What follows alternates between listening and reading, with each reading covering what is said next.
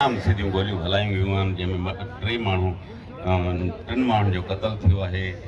ॿियूं औरतूं मर्द नौजवान उहे ज़ख़्मी आहिनि ऐं सम्झां थो इन समूरे मामले में हिते जी इंतिज़ामिया जो शर्मनाक फेल्यूअर आहे त उन्हनि हेसि ताईं जेको आहे लाश इन चौक ते पिया हुजनि ऐं उन्हनि जी का वाहर न थिए ऐं एसि ताईं जो उन्हनि जी मर्ज़ी जी FIR न थिए। पाकिस्तान जे कानून में आहे त को बि क्राइम थिए थो त मुतासिर जी पंहिंजे मर्ज़ी सां FIR थींदी, पोइ अॻिते इन्वेस्टिगेशन में जेको बि थिए उहो वरी ॿियो प्रोसेस आहे।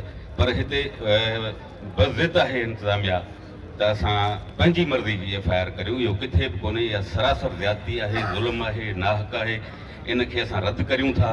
ऐं शाबस आहे हिते जे सांगड़ जे माण्हुनि खे जिन कंहिं बि सियासी वाबस्तगी खे पासे ते रखी हिन इंसानी हमदर्दी जे बुनियाद ते ऐं लिसानी तालुक़ मज़हबी तालुक़ उहे सभु जे पासे रखी फ़क़ति हिकिड़े माण्हुनि जो मामिलो आहे, उन्हनि सां ज़्यादती आहे, उन्हनि सां बीठा आहिनि, उन्हनि खे सलाम आहे। हिते जा एक्टिविस्ट ऐं सियासी माण्हू ऐं समूरियुनि पार्टियुनि जा ॾिसां पियो त उहे हिते मौजूदु आहिनि ऐं हीउ मामिलो एसि ताईं बीहणो कोन्हे। यकीनन जेकॾहिं अवां ज़्यादतियूं कंदो त उहे ॾींहुं ब ॾींहुं ऐं हर पल खां पोइ उनजी ॿी सूरत हाल जुड़ंदी, उहा शिदत वठंदी ऐं नेठि हिन करप्ट जेको आहे इंतिज़ामिया ऐं जाहिल इंतिज़ामिया, उनखे जाहिल चवंदुसि, उनखे अकुलु हुजे हा त हिननि हीअ एसि ताईं हीअ माण्हू ईअं लाश बेवाहा चौक ते न पिया हुजनि हा, उन्हनि खे ॻोड़ा खोलणा पवंदा ऐं यकीनन तव्हां सभिनी जी सोभ थींदी।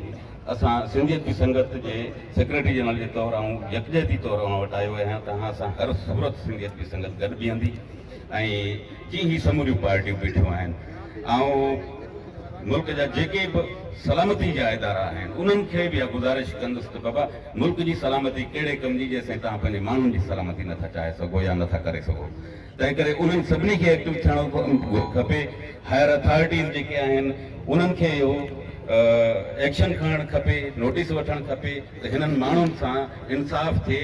ही हिकिड़ा मासूम माण्हू आहिनि जेके बिना कंहिं वाहर जे हिते उन जा अज़ीज़नि जा लाश पिया आहिनि, उहे हिते चौक ते इंसाफ़ लाइ वॼाए रहिया आहिनि।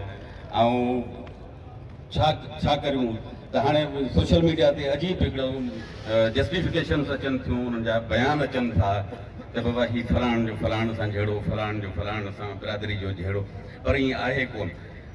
जेकॾहिं ईअं हुजे हा कंहिं आम माण्हू जो जहिड़ो हुजे हा त पहिरें ॾींहुं FIR दाख़िल थी वञे हा।